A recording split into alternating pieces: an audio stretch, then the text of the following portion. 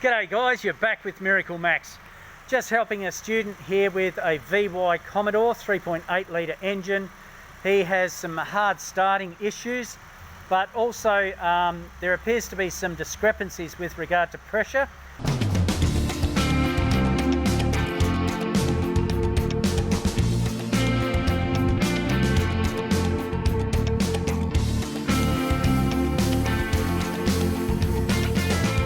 So let's have a look at the pressure gauge that we've got hooked up at the moment. Now this is only at idle, and have a look at the pressure there. That's about 95, it's creeped up a little bit. PSI guys, that's insane, it's absolutely huge. So it's had a few modifications in it.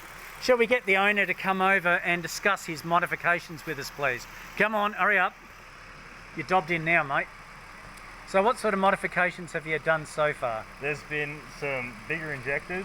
Yeah. There's been some rockers. Yeah.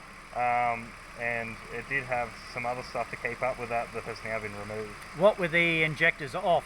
An L67, so the supercharged equivalent to the 3.8. Right, okay, so you put in injectors to take in more fuel, but the engine doesn't take in more fuel simply because it's not designed like that at this point. So just let's have a look at the waveform over here. You can see that the waveform has come up to about 10 psi. That's a huge amount of current draw, 10 amps. That's a huge amount of amperage. Generally, well, in this particular case, we're looking at around about the, 3 to 5 amp mark there, and that's not happening. And of course, have a look at the waveform, it's pretty dodgy. We've got some really high and low points here, and very large inconsistencies.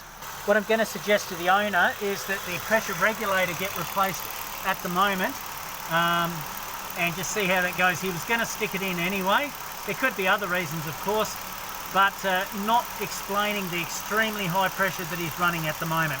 So let's see if the pressure regulator replacement makes any difference. So after much ado, lots of effort put in, we've finally got the old one out. It got a little bit scrunched on the way through, a little bit not happy Jan, and it's interesting to note that these actually have a bit of a mesh on the front. Not sure if you guys can see that properly or not, but there's a mesh there and that appears to be quite blocked. We'll have a look at the new one, and that new one is nowhere near as blocked. There's our old one. Hang on, idiot, other way.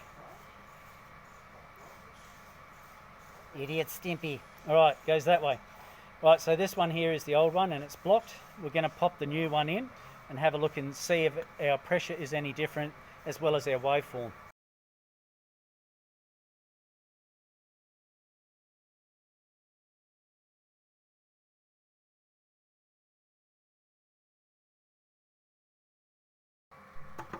Alrighty, so it was a bit of a pig to get in, but I found the easiest way, instead of trying to push it from the other side, was to grab it and pull it back toward the housing, I guess you could say. So we just pulled it back that way, and eventually it pulled in. I had a finger this side and a finger that side, or both hands, and actually pulled it back this way, and it did sneak in. I put a little bit of oil on the O-ring, that went in quite schnicely. So yeah, we've now got to put our circlip through this area here.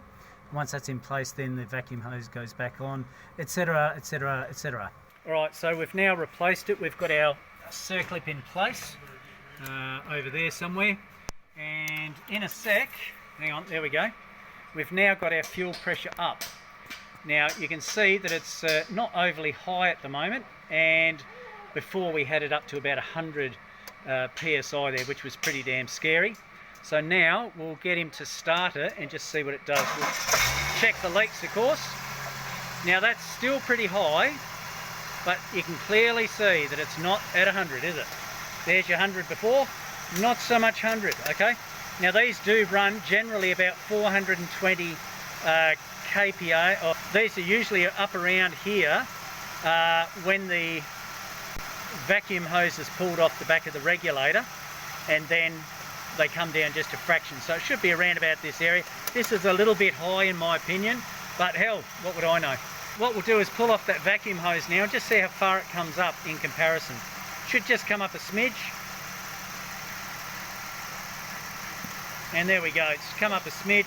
It's a little bit high by comparison, like I said, but certainly not like it was. So I'd imagine, there we go, that's right, that's perfect. Right, so this may be within range.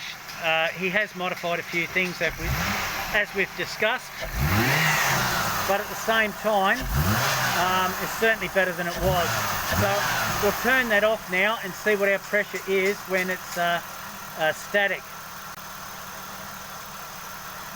I'd say it'll come down to about here and stop, and hopefully not drop down too much. So that's pretty impressive, that's good. We'll give it probably 5-10 minutes and just see if it's dropped. So at the moment we're sitting at, and he's fiddling around with the wires for crying out loud. We're sitting at about our 40 psi over here. So we'll give it about 10 minutes and see how far it drops down. But I'm fairly happy with that. That's a good result. So surprise, surprise, our amperage has dropped here. Now certainly it's not what I expected down to like our 3 to 5 scale, which is, you know, okie dokie. But in this particular case, it's gone down from our 10 amps down to about 6 to 8 amps.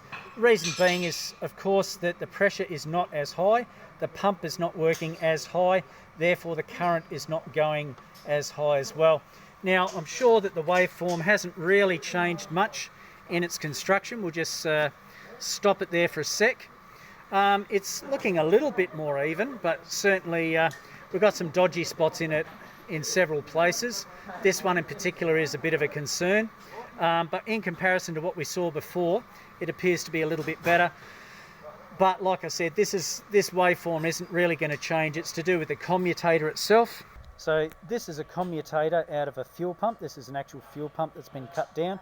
The commutator in this case is made up of 8 segments. 1, 2, 3, 4, 5, 6, 7, 8, I hope. And what we're seeing on the waveform is one of these segments is a little bit damaged where the brushes go on, and that's giving us a dodgy waveform. I'm just on the auto data site right now, and you can see that the fuel pressure, fuel delivery pressure, fuel pump pressure is 2.7 to 3.5 bar. So let's have a look at what the gauge says. According to our little gauge over here, we're looking at 3.3 bar, which is well within its range considering that it's just sitting here. Now this has been sitting here for roughly 10 minutes or so, hasn't dropped a skerrick, so it's pretty good. Are you happy, sir? Yep. That's pretty much it. He'll take it for a road test shortly and just see what the conditions are like, and hopefully, and of course we're getting a nice flow. I think we're up at 2.5 before. That was our flow rate before, which is awesome.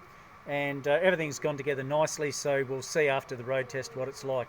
Alright, so it's been a week since we've done the repair on your vehicle, so how's it going?